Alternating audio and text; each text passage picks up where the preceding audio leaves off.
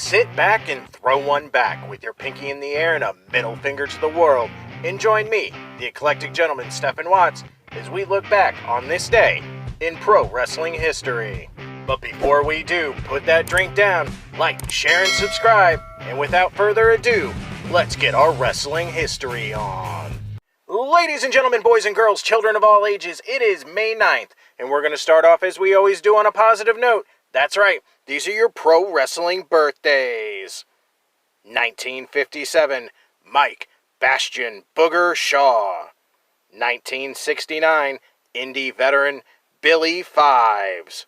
And last but not least, 1977, AJ Styles' first tag team partner, Air Paris. And we're going to keep that positivity train rolling. That's right, these are your pro wrestling history highlights for May 9th.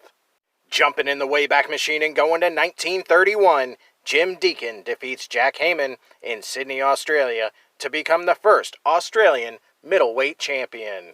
A quick stop in 1940 sees Herb Parks defeat Prince Ike for the Pacific Coast light heavyweight title in Eugene, Oregon.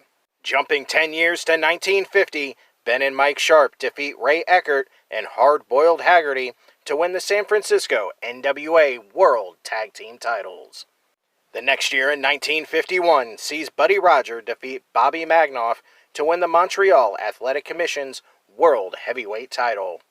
Making 3 stops in 1957, first Ben and Mike Sharp defeat Leo Nominelli and Enrique Torres for the San Francisco NWA World Tag Team titles. Our second stop in 1957, Bob Geigel defeats Don Curtis to win the Amarillo NWA North American Heavyweight title.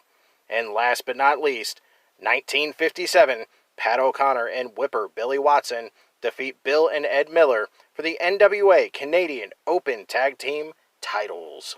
Our last stop in the 50s, 1958, El Medico defeats Pepper Gomez to win the NWA Texas Heavyweight title in Houston, Texas. Grooving into the 60s, 1967, Jack Briscoe and Gorgeous George Jr. defeat the Assassins to win the Tri-State NWA United States Tag Team titles. Staying in 1967, Jose Lothario and Wahoo McDaniel defeat Rocket and Sputnik Monroe for the Florida NWA World Tag Team titles. Ending our trip in the 60s, 1969, Mario Milano defeats the Spoiler, Don Jardine, for the International Wrestling Alliance World Heavyweight title. Grabbing our best polyester and going to the 70s, 1971, future 6-time IWGP Heavyweight Champion Tsunami Fujinami makes his pro wrestling debut for the Japanese Wrestling Association. 1972, Boris Malenko and Bob Roop defeat Bobby Shane and Bearcat Wright for the NWA Florida Tag Team titles. 1973, Jerry Lawler and Jim White defeat Jackie Fargo and Jerry Jarrett for the Mid-American NWA Southern Tag Team titles in Nashville, Tennessee. This began Lawler and White's second reign and ended Fargo and Jarrett's second. 1975, PWF Heavyweight Champion Giant Baba and Worldwide Wrestling Federation Heavyweight Champion Bruno Sammartino face off in Tokyo, Japan, with both titles on the line, with the match ending in a no contest. It was the first time that the WWF title was ever defended in Japan. Making 2 more stops in 1975, first, J.C. Dykes defeats Dick Dunn for the NWA Alabama Heavyweight title. Second, Big Bad John defeats Rip Taylor to win the NWA Mississippi Heavyweight title. Grabbing our boomboxes and going to the 80s, 1983, Dutch Mantell defeats Bill Dundee to win the AWA Southern Heavyweight title in Memphis, Tennessee, ending Dundee's 6th reign and beginning Mantell's 4th. 1987, Bad Company Paul Diamond and Pat Tanaka defeat Steve Kern and Mark Starr for the CWA AWA International Tag Team titles.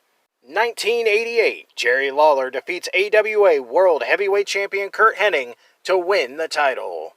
Grabbing our flannels and going to the 90s, 1994, Brian Christopher defeats Doug Gilbert in a hair versus title match to win the USWA Heavyweight title in Memphis, Tennessee, beginning Christopher's 13th reign and ending Gilbert's third. And last but not least, 1998, MTV attempted to use WCW personalities during an outdoor TV taping called Ultimate Video Bash, but due to heavy rain, proved to be too dangerous for the wrestlers to compete. The lone bout that broadcasted featured Public Enemy defeating High Voltage. Those were your pro wrestling history highlights for May 9th. I'm the Eclectic Gentleman, Stephen Watts, and we'll see you tomorrow.